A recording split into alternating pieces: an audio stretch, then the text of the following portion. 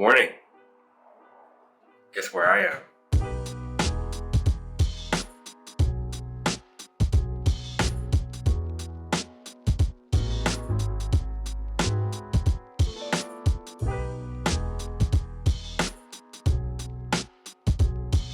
Hey folks, welcome back. It's been about 2 weeks since I've last posted.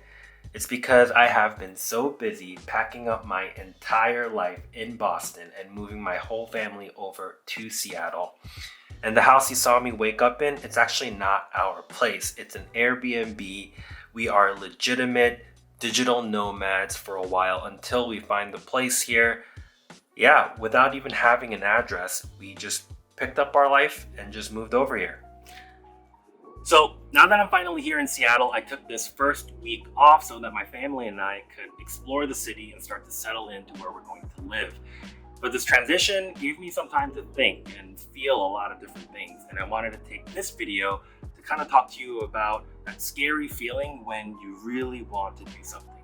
That thing that's hard to explain to other people, but deep down inside, you just know that you can't not do it. And it's that thing that you just can't help but just give it a shot, even though you know that it's going to cost you. It might not just be financial, it could be emotional or even relational, personally and professionally.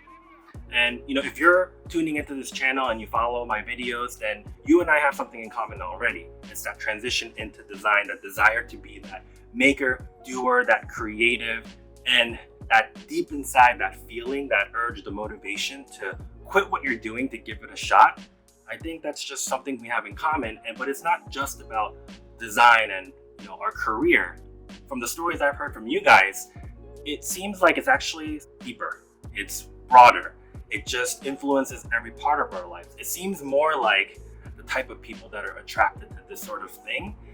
It just seems to be the way we want to live our life.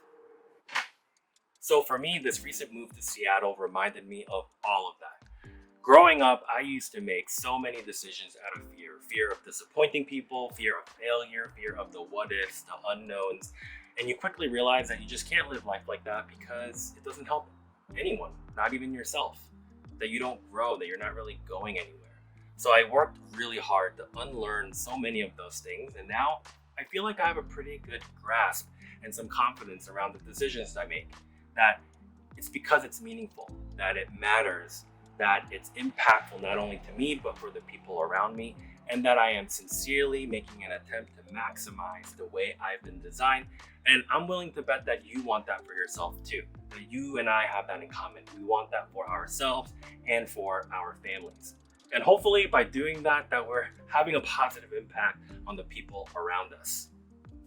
So look, I know a lot of people make this cross-country move, so it's really not that big of a deal in that respect. But for me, it was special and interesting because I had many more practical reasons not to move. My whole life was practically there. I grew up in New York and lived in Boston for more than a decade.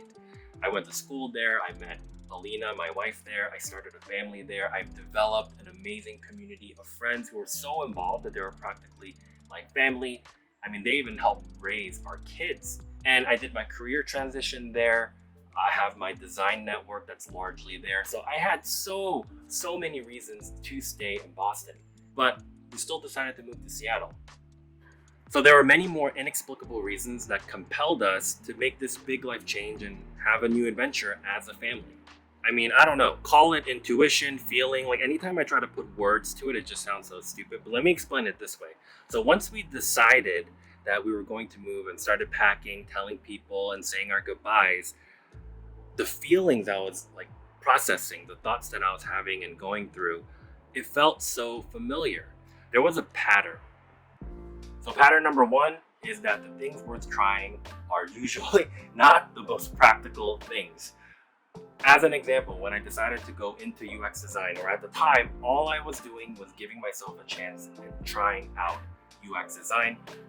It was not the practical thing, especially because I was thinking about getting married and also family planning soon after that. And I was making a great living in finance and things were going okay for me. But deep down inside, I just knew that the way I was designed, it just needed to be given a chance. And luckily, I met someone who believed in me and created the space for me to go for it. And I wouldn't be here today doing what I love, making a living from it and just completely enjoying and content with my life if I didn't take that shot. Number 2, things that are worth trying typically make me super uncomfortable or really scared.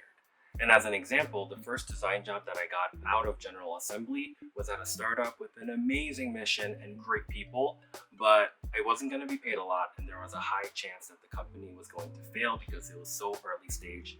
And this freaked me out. It freaked me out because not only did I just get married, but we were expecting our first child, and we were thinking about going on a single income in Boston, which is so expensive, and it would be my income that we would try to go on. I didn't know how this was going to work out, but deep down inside, I really knew that I just had to give it a shot. And Alina, who's my wife, also supported me in this, created the space for me to do it, and I am so glad that I went for it because this has been the foundation for my professional career. And I just learned so much. There were just exceptionally talented people, and there are just great people also, and they're amazing, just asset to my network still. Yeah, I wouldn't be here today if it really wasn't for that experience. So I have to stop at number 2 and quickly come in to wrap this up and do number 3 inside because it's raining all of a sudden because in Seattle. So number 3, things that are worth trying are typically not obvious to other people.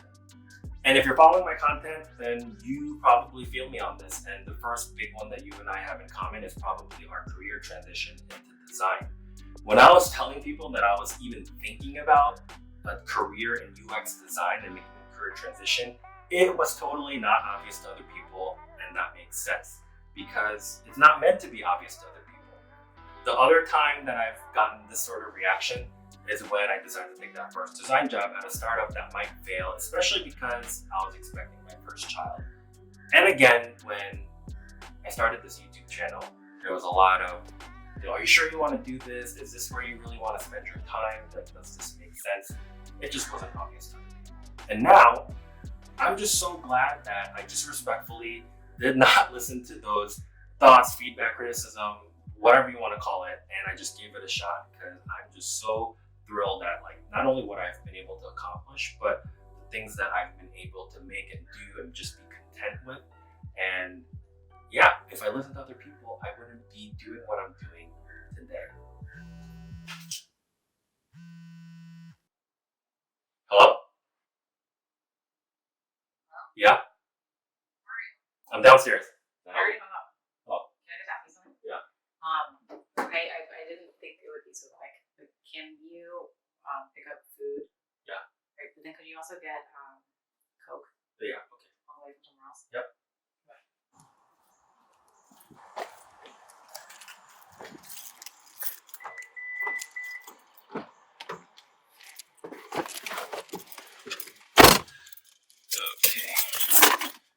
But one thing I want to stress though is that doing things that are worth trying doesn't mean that there's some goal or end state that you're trying to achieve, or at least I don't have one. So when people ask me that, I really don't have a good answer. It's more about building habits and systems so I could kind of just continuously live this way, where I'm running small little experiments to kind of live out my gifts and talents. It really stems from the fact that for me, I believe that success and contentment really comes from living your life through your God-given talents. And everyone has God-given talents.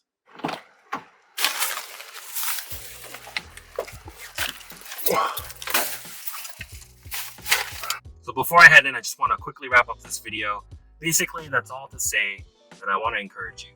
Look for those impractical things. Look for those things that make you uncomfortable and things that may not be obvious to other people because you actually might be on the right track to give yourself a chance to do something meaningful, impactful, to have positive impact on other people.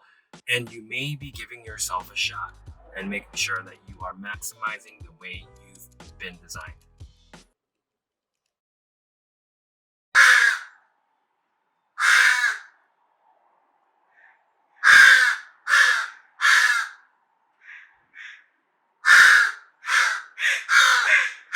What the freak?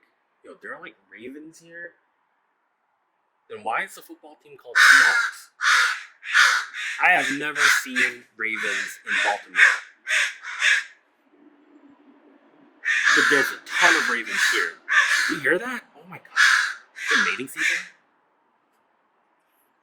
Oh shoot, they're going at it. What the? I don't really like birds. I know that it's necessary for the world, but I could do it.